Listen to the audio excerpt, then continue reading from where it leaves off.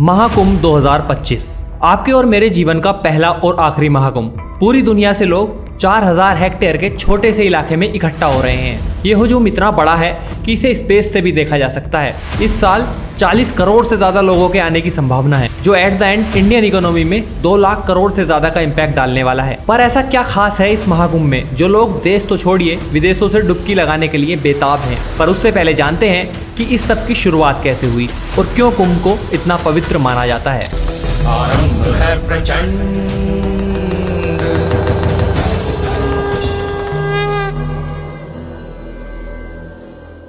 कुंभ एक संस्कृत शब्द है जिसका मतलब है कलश।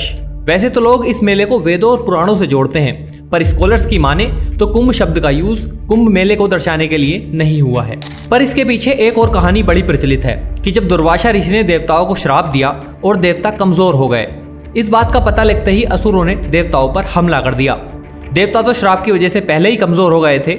जब देवता हारने लगे और स्वर्ग लोक पर असुरों ने कब्जा कर लिया, तब सारे देवता ब्रह्मा जी के पास गए और तब ब्रह्मा जी उन्हें विष्णु भगवान के पास ले गए और विष्णु भगवान ने उन्हें बताया कि आपकी शक्तियां वापस आ सकती हैं, पर इसके लिए आपको समुद्र मंथन करना होगा और उसमें जो अमृत निकलेगा उसे पीकर आपकी शक्तियां आपको वापस मिल सकती हैं। पर इसमें एक दिक्कत थी, समुद्र मंथन अकेले देवताओं के बस की बात नहीं थी, इसके लिए उन्हें असुरों की मदद चाहिए थी। पर इसमें भी एक दिक्कत थी, मान लीजिए समुद्र मंथन के बाद जो अमृत निकलता, अगर उसे असुर पी लेते तो वो और शक्तिशाली हो जाते।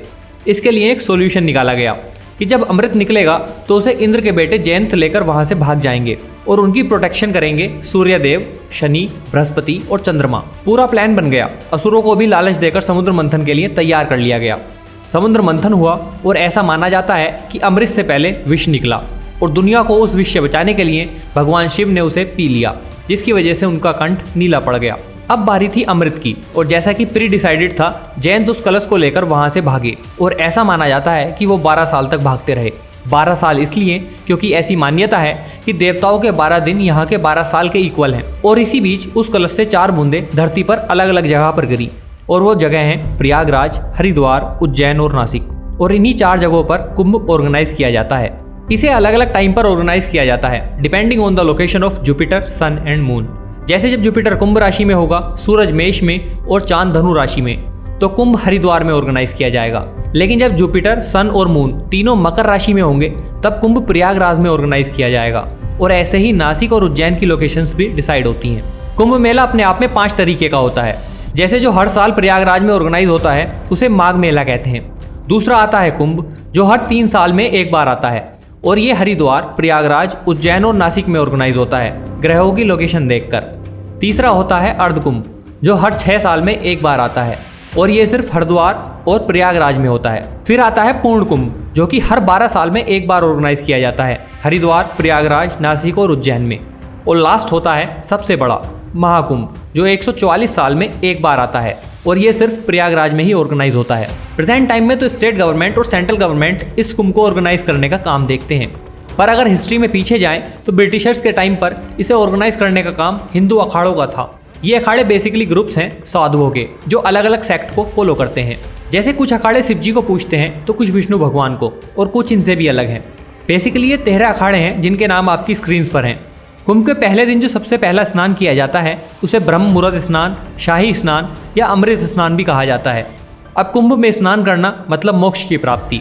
तो सवाल ये था कि ये शाही स्नान सबसे पहले कौन सा अखाड़ा करेगा, और इसी बात को लेकर इनमें कई बार लड़ाइयां भी हुई। मराठा एम्पायर की एक कॉपर प्लेट इंस्क्रिप्शन पर नासिक कुंभ में हुई ऐसी एक वॉयलेंस का जिक्र मिलता है जिसमें 12,000 से ज्यादा साधु मारे गए थे। देश आजाद होने के बाद सरकार ने सिचुएशन को सोल्व किया और एक ऑर्डर डिसाइड किया कि कौन सा अखाड़ा पहले स्नान करेगा और कौन सा बाद में। अब आते हैं महाकुंभ 2025 में। यह महाकुंभ स्पेशल है और इसके पीछे जो सबसे बड़ी वजह है वो है इसका टाइम। ये कुंभ 144 साल बाद ऑर्गेनाइज हुआ है और अगर मैं कहूँ कि आने वाले 50 साल बाद जो भी बच्चे पैदा होंगे उनमें से भी बहुत कम लोग होंगे जो अगला महाकुंभ अटेंड कर पाएंगे। सिर्फ टाइम ही नहीं, इसे स्पेशल बनाता है इसका साइज। 2019 में ऑर्गेनाइज हुए कुंभ में अप्रोक्सीमेटली 12 करोड़ लोग शामिल हुए थे और इस बार करीब 40 करोड़ लोग सिर्फ 4000 हेक्टेयर एरिया में जमा होंगे।